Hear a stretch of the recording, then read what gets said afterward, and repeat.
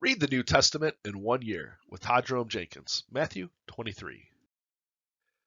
Then Jesus said to the crowds and to his disciples, "The teachers of the law and the Pharisees sit in Moses' seat. So you must be careful to do everything they tell you, but do not do what they do, for they do not practice what they preach. They tie up heavy, cumbersome loads and put them on other people's shoulders, but they themselves are not willing to lift a finger to move them. Everything they do is done for people to see. They make their phylacteries wide and the tassels on their garments long. They love the place of honor at banquets and the most important seats in the synagogues. They love to be greeted with respect in the marketplace and to be called rabbi by others. But you are not to be called rabbi, for you have one teacher, and you are all brothers. And do not call anyone on earth father, for you have one Father, and he is in heaven. Nor are you to be called instructors, for you have one instructor, the Messiah. The greatest among you will be your servant. For those who exalt themselves will be humbled, and those who humble themselves will be exalted.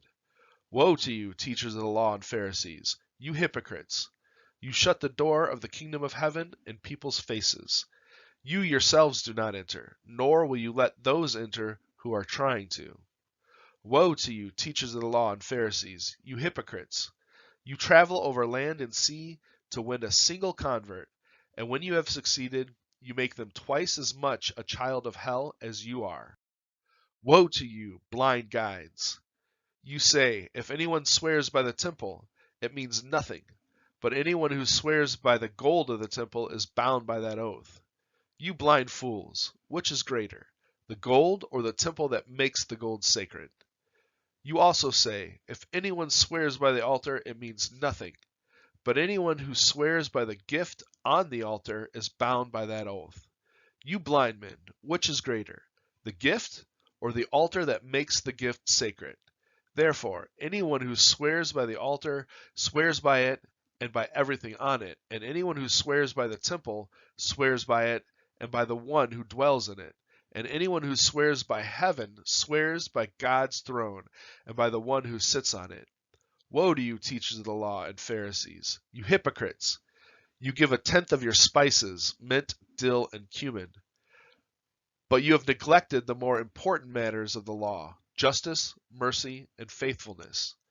You should have practiced the latter, without neglecting the former. You blind guides! You strain out a gnat, but swallow a camel. Woe to you, teachers of the law and Pharisees, you hypocrites! You clean the outside of the cup and dish, but inside they are full of greed and self-indulgence. Blind Pharisee! First clean the inside of the cup and dish, and then the outside also will be clean. Woe to you, teachers of the law and Pharisees, you hypocrites! You are like whitewashed tombs, which look beautiful on the outside, but on the inside are full of bones of the dead and everything unclean. In the same way, on the outside you appear to people as righteous, but on the inside you are full of hypocrisy and wickedness. Woe to you, teachers of the law and Pharisees, you hypocrites! You build tombs for the prophets and decorate the graves of the righteous. And you say, if we had lived in the days of our ancestors, we would not have taken part with them in shedding the blood of the prophets. So you testify against yourselves that you are the descendants of those who murder the prophets. Go ahead, then, and complete your ancestors started. You snakes, you brood of vipers, how will you escape being condemned to hell? Therefore, I am sending you prophets and sages and teachers. Some of them you will kill and crucify. Others you will flog in your synagogues and pursue from town to town. And so upon you will come all the righteous blood that has been shed on earth, from the blood of the righteous Abel to the blood of Zechariah, son of Berechiah, whom you murdered between the temple and the altar. Truly I tell you, all this will come on this generation.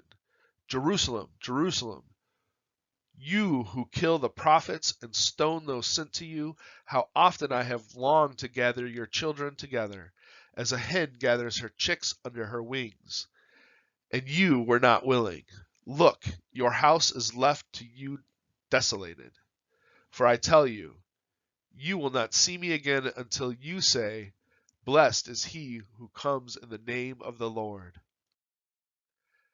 Check out disciplesrevival.org if you'd like to see other things that we're doing. Hit that subscribe button, click the bell notification so you know when we post, give this a thumbs up, and share it. Thanks for listening. God bless you.